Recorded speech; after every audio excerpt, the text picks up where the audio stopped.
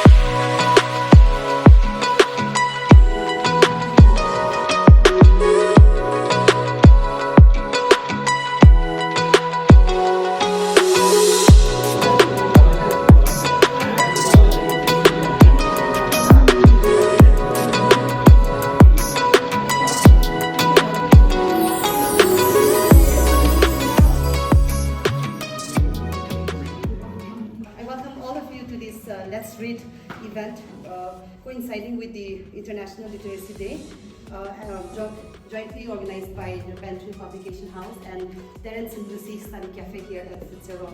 I'm happy that a lot of you have registered voluntarily to be part of this program, and I also want to thank Rita for initiating this program along with Terence and Lucy. Therefore, I welcome each and every one of you here today, and I hope that you will all have a very fruitful time.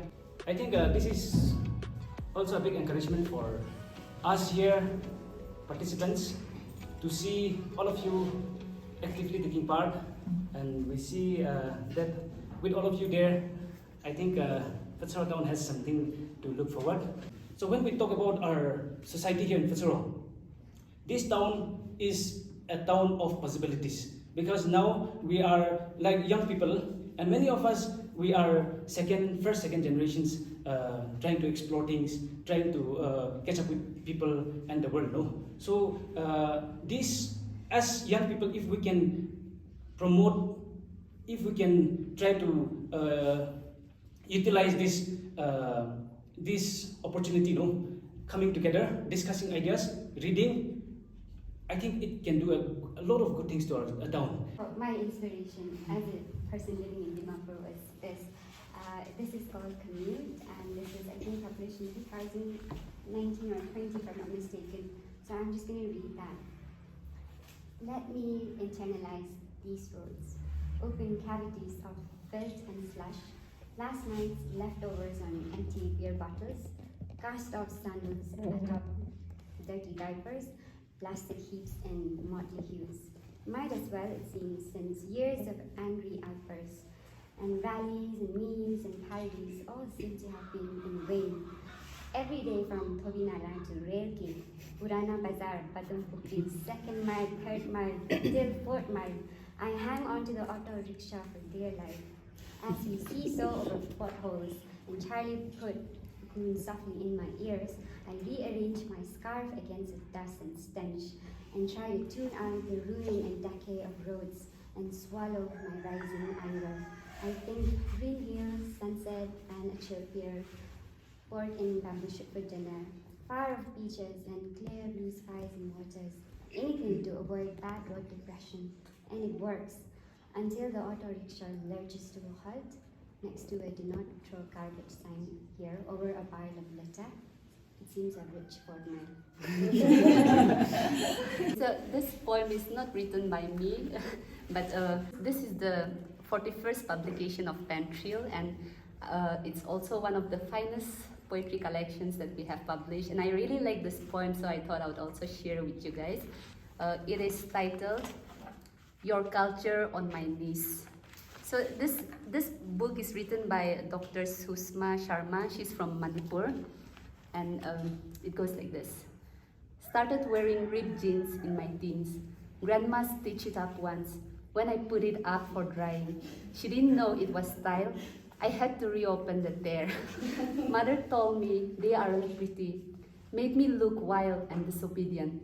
I told her it was cool and reminded her that father used to wear them in his younger days. Mother told me that was because he was poor. He had one pair of jeans, regular use and hands that tear. I wouldn't listen to her.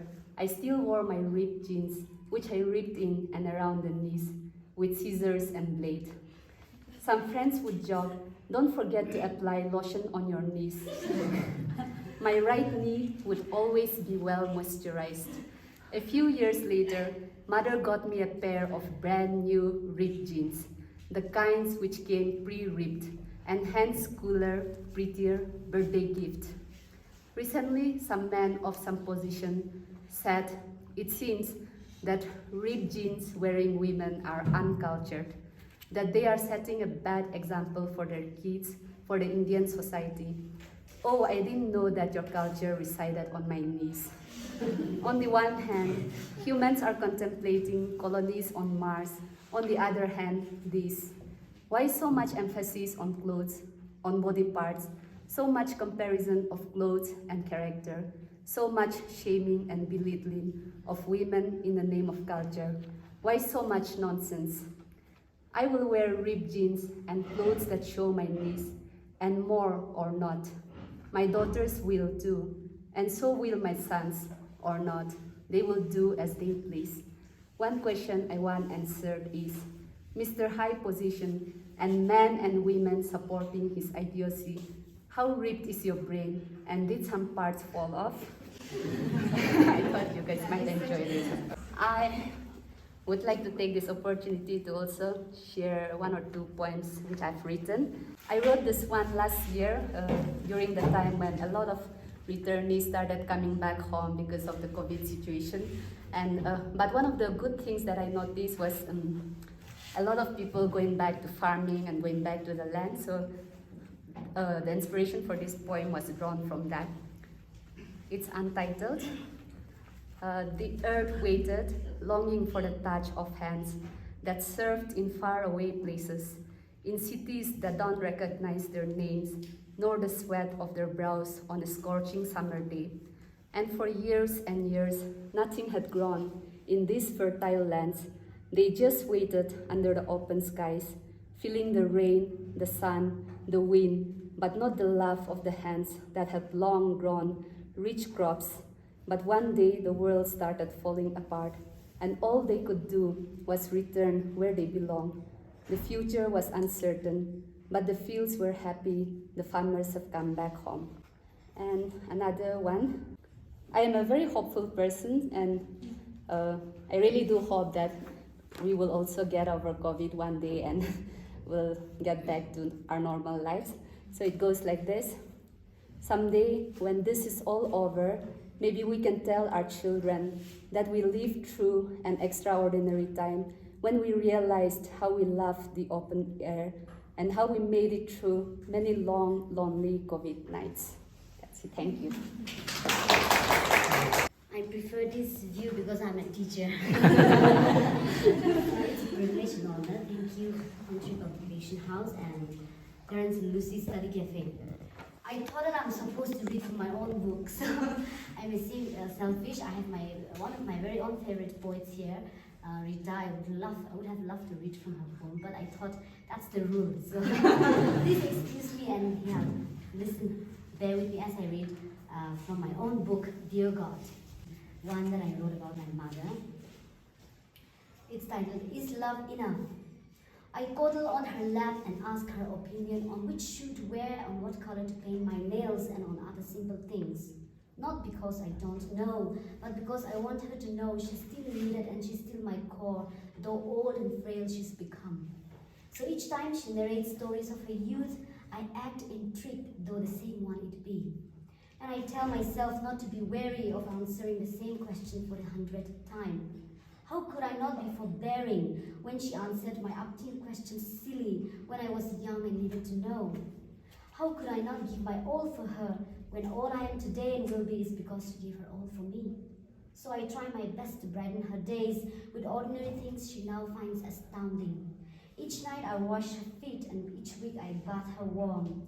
I give her the attention she needs and love her as best as my heart wants, for as long as God gives her to me.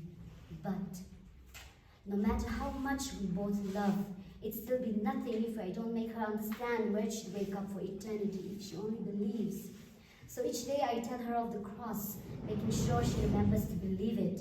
And each night I put her to bed with the promises of God. My love for her may not be enough, but God's grace certainly is. Thank you. One poem which was written in the year 2016. I was working with an organization. I almost got burnt out, so tired, I didn't know. I was not productive anymore in my works, in my professional works. One evening I sat down and I was just pondering over the things that I have been doing and the life that I was leading. This came into my mind and this came into existence as a poem. Come winter. I was really longing for a break for winter. So I wrote this. It reads like this. Come winter, haste, do not tarry. I already have flames for us, just you and I, away from the madding crowd. Bury the moon and the stars above us. Only the cold breeze to caress our cheeks. We shall stare at the bright, clear, starry skies. Underneath it, we shall lay, not a care, not a burden, and tune into the melody of the crickets. Snowy owls and black-capped cicadae. Strangers here, strangers there, scars to encounter. Come, O winter, haste, do not tarry. Thank you. For me, reading, it started from my dad. Like, I always look up to him. For me, my dad is I look at him as the wisest person, and then I always look up to him. And I used to think, like, from where he goes, all those words to talk to us, from where all he speaks from. And then since my childhood, I always see him with books. My dad is a very busy person, but he always gets time to read whenever he goes to sleep or whenever he gets a free time. And then in that way, I used to wonder why he reads so much of book like that. But when I left the book and I started reading, I realized what books is, and then it really speaks to us and it really helps us. And I read a lot of books, but out of which today I've picked two books. It's a self-help book. One is the book name is Limitless. It's written by Jane Wick. I'll be reading for one from here, and Ikigai. I'm very conscious about health, and then this Ikigai book is really good. And firstly, I'm reading from Limitless. The world is throwing more challenges at you than ever before, and there's every indication that those challenges will continue to increase. There is more to be gained from having a finely turned brain than ever before. And you know now that you have more than enough potential to make any challenges, but it's going to require taking control of your learning. It may seem as if it would take superhuman capabilities to keep up with the demands of your current reality, but you already have a hidden superpower, your brain. You may not be able to shoot waves from your hands, but you have something far better, the neural webs in your head. The superpower plant of a network between your ears is the greatest gift and greatest advantage. All we have to do is upgrade your brain, the same way you upgrade your phone. How do you install new software into your brain? One of my favorite way is what we are doing right now. It's called reading. And this page ends with a very good quote. I'll read out for every one of you by Eric Rice. It says, "The only way to read is to learn faster than anyone else." Really enjoyed listening to all of you. We will now have interaction. Anybody who wants to ask can throw your questions, or we can have a small interaction. So yeah, I have known you a long time back. You have written quite a good books, especially The Bucket of Rain. I really love that. I just want to ask, like, the inspiration behind the book Bucket of Rain. So would you like to share with us a little bit about that?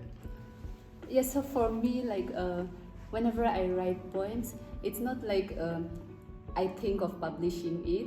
It's like I just write for the sheer pleasure of it. So it could be moments shared with friends, or even I'm a nature lover, so things like sunrise, sunsets, trees, mountains, hills, everything inspires me. And specifically for a bucket of rain, that collection came through. Since you said you have already read it, I think you must have noticed that a lot of rain themes are there in the book. So I love the rain. Like I love it when it stops raining, and then you can literally smell the earth. So I think it's primarily because I love the rain. Like the whole book came out. Yeah. Okay, that's really interesting. And what advice you would like to give to young writers and upcoming writers? I would like to say only this: keep writing. I mean, if you enjoy writing, like there's no other way to do it than write, write. And of course, read, please. Yeah. And moving on to Nitele. Yes, Dear God. Let's start with it. I mean, I think, if I'm not wrong, that's your first book, right? Yes, it is. Yes. So I would also like to know about the inspiration behind that. Okay, like Rita said, I did not write any of the poems in the book with intention of publishing, or that I'm writing poetry. So since childhood, I think class 6 or 7, I've been writing a diary.